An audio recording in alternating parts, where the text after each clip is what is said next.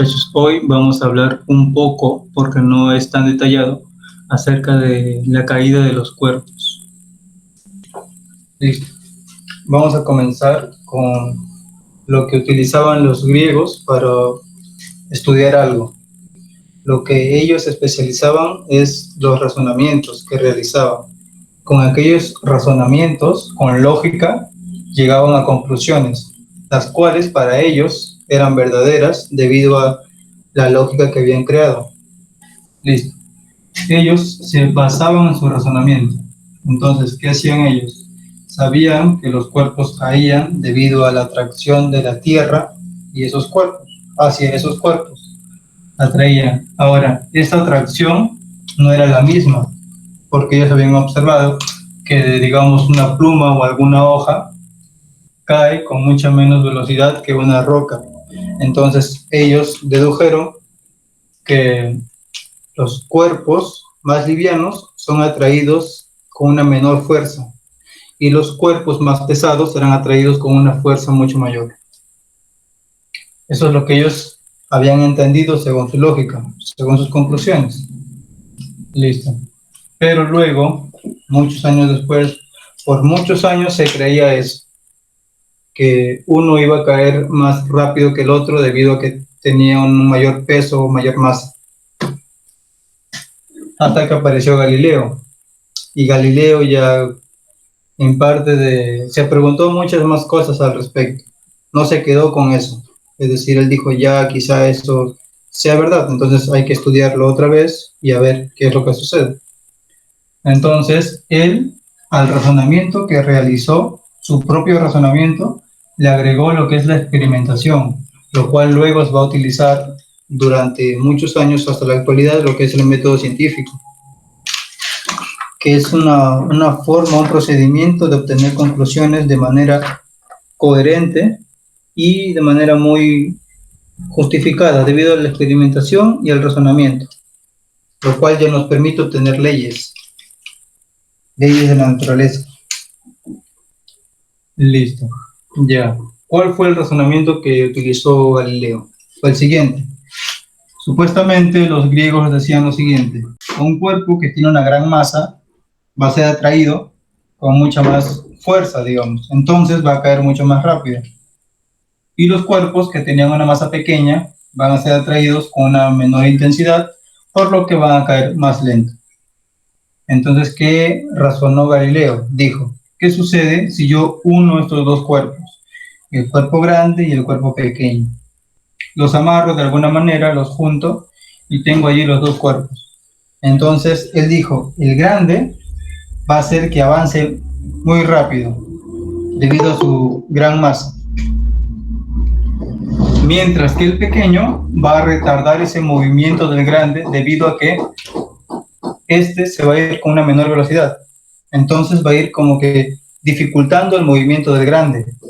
Quizá poco, pero va a hacer que se dificulte el movimiento normal que tendría solamente el grande. Entonces, lo que haría es que la velocidad que tiene aquí el grande, digamos, aquí tiene una velocidad pequeñita, una velocidad muy grande, hará que la unión de estos dos cuerpos tenga una velocidad intermedia entre esta pequeñita y esta grandota. Ya. Pero si este cuerpo tiene ahora una velocidad intermedia, vamos a la masa que ahora va a tener este cuerpo grande. Es decir, este cuerpo grande va a estar unido la masa de A y la masa de B. Es decir, va a tener una mayor cantidad de masa que A. Por lo tanto, debería ir mucho más rápido que A, no ir más lento. Entonces, allí había una contradicción, lo cual utilizó Galileo para contradecir a lo que decían los griegos. Ahí estaba la contradicción. Entonces, su razonamiento le llegó a una contradicción, por lo que esto no puede ser posible, dijo él. Ya, pero no basta con eso. Es necesario hacer un experimento. Entonces, lo que él hizo fue pedir una esfera de madera y una de acero y lanzarlas de una torre. Experimento que es muy conocido y muy famoso. que es la torre de Pisa, esa que está media quebradita, media inclinada, que tiene ventanitas y todo eso.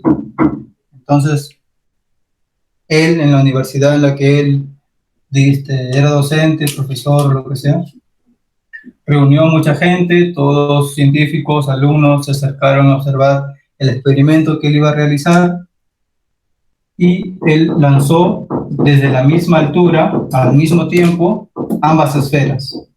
Y todos observaron cómo es que iban cayendo con la misma velocidad y siempre se mantenían a la misma altura ambas esferas.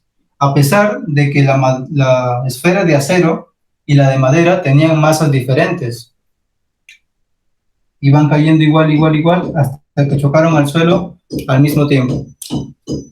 Entonces, ya con esto contradijo lo que decían los griegos y con esto lo verificó con el experimento. Ahora, esto nos quería decir que los cuerpos no caen con diferentes velocidades, todos caen con la misma velocidad. Es la conclusión que se llegó con este razonamiento. Y luego, este razonamiento lo hizo más visible ya con el experimento. Entonces, se llegó a la conclusión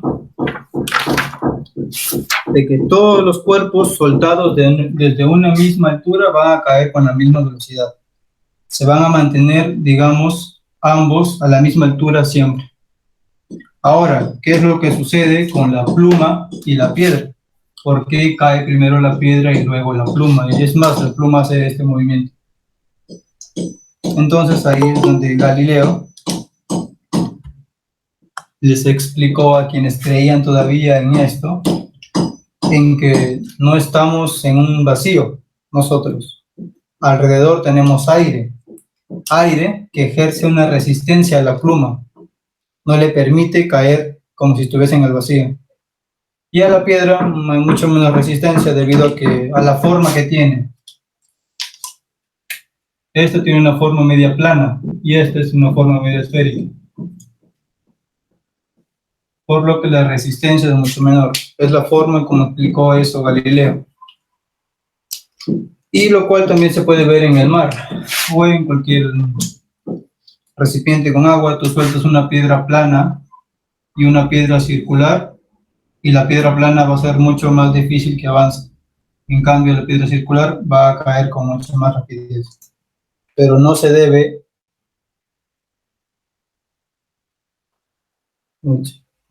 pero no se debe a que a ambos se le tengan diferentes velocidades, sino que la resistencia que ejerce el medio en el que están.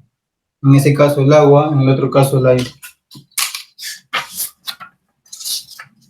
En cambio, ya en la actualidad se hizo este experimento, si no me equivoco, en la Luna, de soltar una pluma y un martillo. Soltaron ambos objetos sobre la superficie de la Luna y ambos cayeron a la vez. Y dijeron, Galileo tenía razón. Aunque eso ya lo tenían claro desde mucho antes. Entonces, eso ya está recontra demostrado. Muy bien entendido. Ahora, cuando hacemos soltar los cuerpos en el vacío, ya vamos a notar, bueno, en la actualidad se puede hacer los recipientes de vacío, recipientes de los cuales se retira todo el aire y queda exactamente puro vacío nada más. Tú sueltas aquí una pluma y una piedra y vas a ver cómo ambos caen con la misma velocidad. No estoy mencionando nada acerca de la aceleración hasta ahora. Lo sueltan aquí y van cayendo ambos y chocan con el suelo a la misma vez. Ambos. Ya en el vacío. No sé. Ya en el vacío. Listo.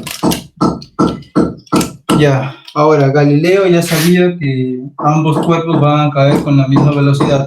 Todos los cuerpos en general caen con la misma velocidad. Pero, ¿qué movimiento es el que realiza este cuerpo cuando está cayendo? ¿Es movimiento uniforme? ¿Es movimiento variado? Eso es lo que hizo después, averiguó después. Ya. Esto es muy extenso, se puede detallar mucho mejor. Ahora, ¿cómo es que llegó Galileo a la conclusión de que el movimiento que realiza los cuerpos al caer es el movimiento variado? Veamos, ¿qué fue lo que hizo Galileo?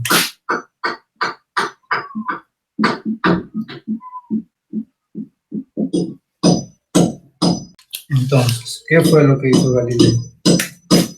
Galileo tomó planos inclinados. Con algún ángulo. Galileo soltaba algún objeto allí, lo más liso posible. No quería que haya mucho rozamiento entre el suelo y la pelotita.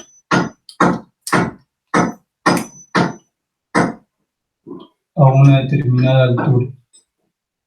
Ya. Entonces Galileo soltaba la pelotita y bueno, al principio el pulso. Luego ya para tener una medida mejor, ya construyó su propio reloj de agua. Muy interesante su reloj. Bueno, por ahora vamos a ver como que él medía el tiempo con alguna herramienta que él mismo construyó. Ya. Medía un segundo, digamos. Allí. Siguiente segundo. Allí. ¿Qué datos obtenía él? Esto. Primer segundo.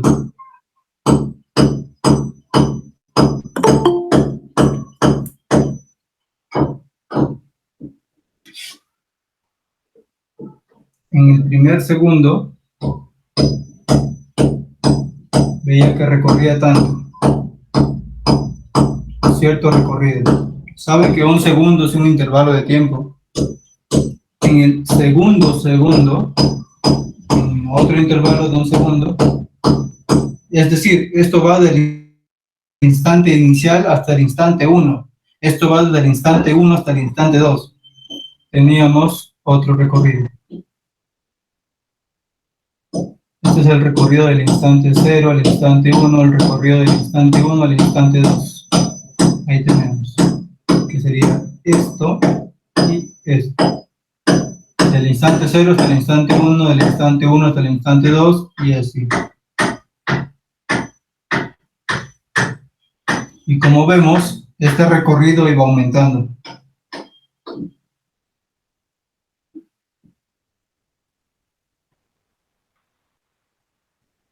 Del instante 2 hasta el instante 3. Listo. Cada vez iba aumentando. Ahí está. Y nosotros sabemos, tenemos lo siguiente. Bueno, obtuvo muchos más datos, no se quedó con esos tres nada más.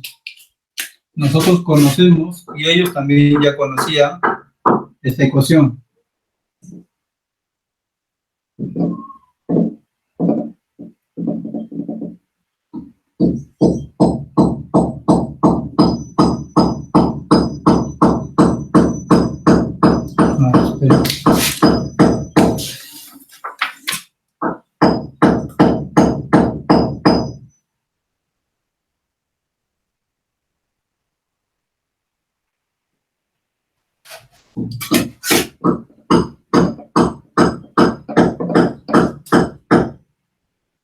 La posición para cualquier instante es igual a la posición inicial más la velocidad inicial por el instante más la aceleración sobre 2 por el instante al cuadrado.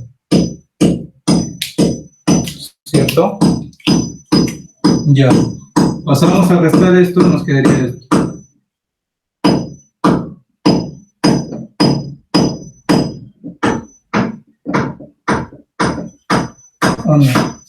A ver, digamos que esto sea para el instante 0. Bueno, acá primero, la velocidad inicial. Él lo soltaba, así que la velocidad inicial era 0. Así que esta parte de acá, este término de la suma es 0. Se va. Listo. Digamos que queremos la posición para el instante 0, la cual lo conocemos.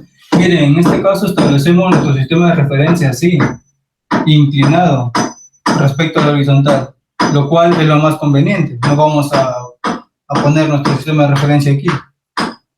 Aquí otra muestra de que el sistema de referencia o sistema coordenado lo establecemos nosotros como mejor nos convenga. Ya. Tenemos aquí la cota para la posición asociada al instante 0 y la cota asociada al instante 1, que sería igual a r sub 0 más aquí la aceleración, que es constante, por, en este caso sería, aquí es para 0 y aquí sería para 1.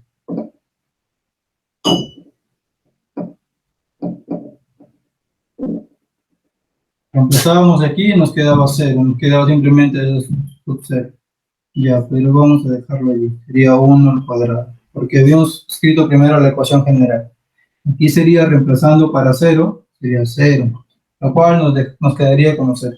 Entonces nosotros, para obtener el recorrido del instante 0 hasta el instante 1, tenemos que restar la cota del instante 1 menos la cota del instante 0. La cota del instante 0 es S sub 0. Bueno, del instante 1 primero. Sería esto. Sería S sub 0 más, esto es 1 al cuadrado, 1, la aceleración sobre 2, menos la posición asociada al instante 0, que es S sub 0. Se iría con esto, nos quedaría simplemente la aceleración entre 2. Ya. Ahí tenemos, la aceleración entre 2. Nuevamente, calculamos para el instante 1 hasta el 2. ¿Cómo sería? Ya tenemos el del 1. A ver, el del 2. La posición asociada al instante 2, aquí sería 2. Ahí está, sería 4. Mitad a mitad nos quedaría 2 veces la aceleración, y es sub 0. 2 veces la aceleración más S sub 0. Pero vamos a ver que siempre se van a ir los S sub 0. Menos la aceleración sobre 2. La S sub 0 se va y nos queda 2A menos la aceleración entre 2, en el cual nos va a quedar, aquí multiplicamos por 2 y dividimos entre 2, aquí nos queda 4, 4A menos A, 3A menos. Listo. Y así seguimos. Del 2 al 3. Bueno, ya nos está viendo esa parte. A ver.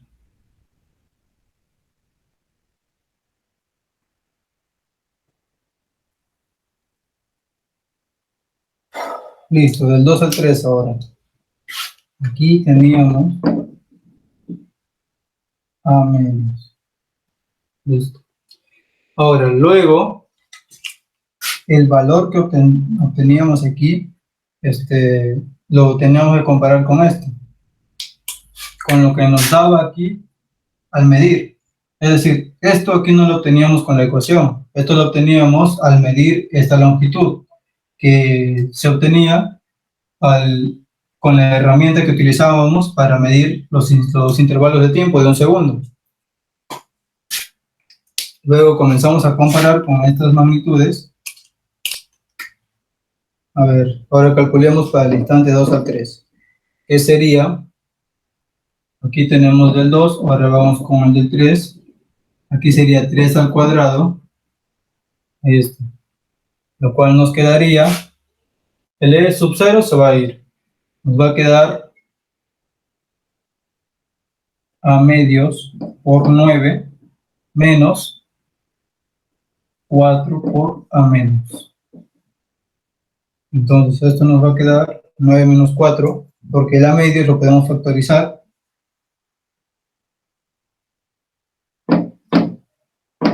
Y es más, podemos acomodarlo y dejarlo en función de la medios. Lo cual nos quedaría 3 por A medios.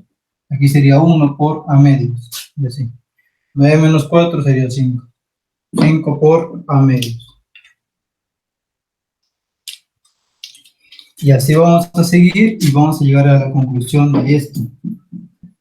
Aquí puede que lo hacemos de una mejor manera así. 1 por A medios. Entonces notamos 1 por A medios, 3 por A medios, 5 por A medios, 7 por A medios, 9 por A medios.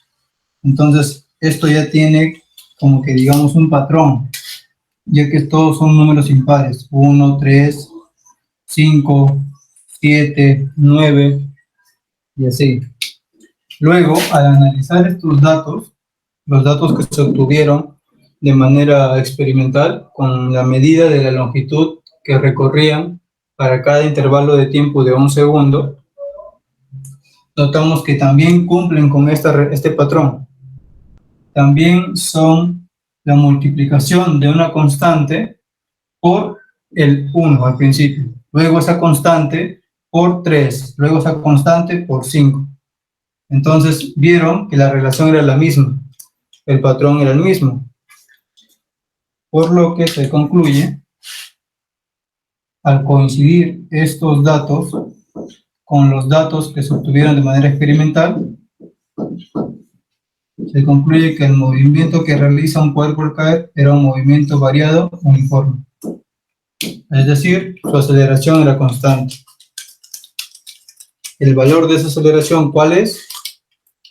Y no solamente lo hizo con uno, sino que lo hizo con otro, con una inclinación menor, con otro, una inclinación mucho mayor.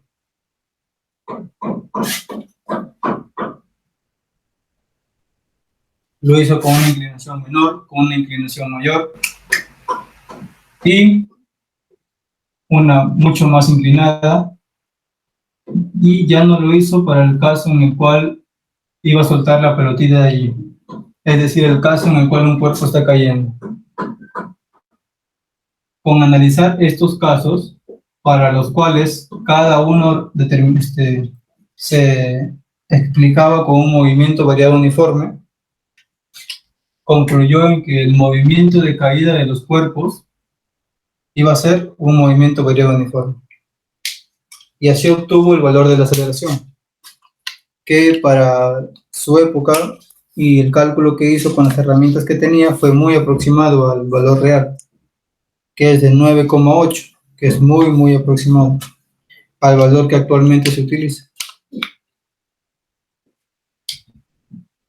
Y así fue como concluyó en que la caída en el vacío, porque él vio la manera de que el cuerpo que está utilizando para realizar el experimento no tenga tanta resistencia del aire, es decir, sea lo más esférico posible.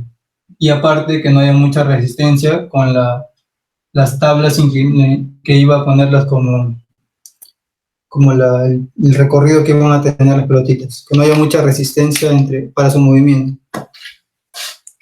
Análogo a como sería en el vacío. Entonces, con esto puedo concluir que la caída de los cuerpos en el vacío realiza el movimiento variado uniforme. Además, que todos los cuerpos caen con esa misma aceleración.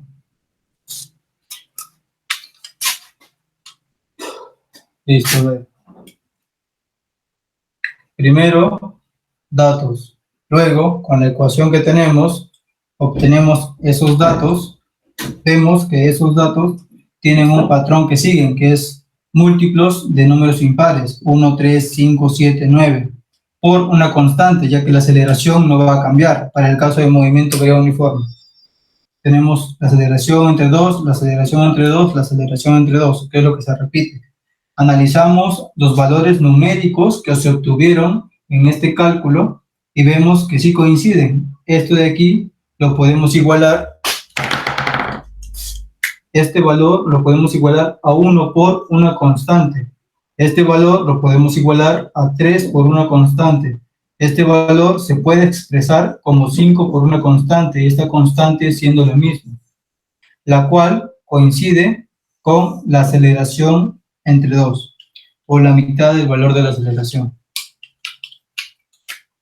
Y sigue el mismo patrón. Así llegamos a la conclusión de que el movimiento que realiza el cuerpito es de movimiento variado uniforme. Listo. Ya. ¿Qué más? ¿Qué más?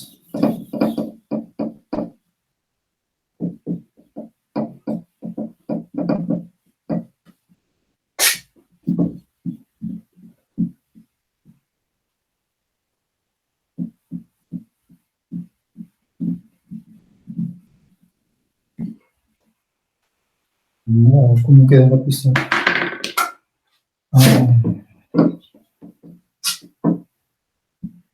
Ya, entonces, o sea, el estudio de la caída de un cuerpo, ya sabemos que es un movimiento variado uniforme, fenómeno que explica este movimiento de la caída de un cuerpo. Ahora, ¿necesitamos desarrollar otra teoría o es la misma? Es la misma que ya hemos analizado.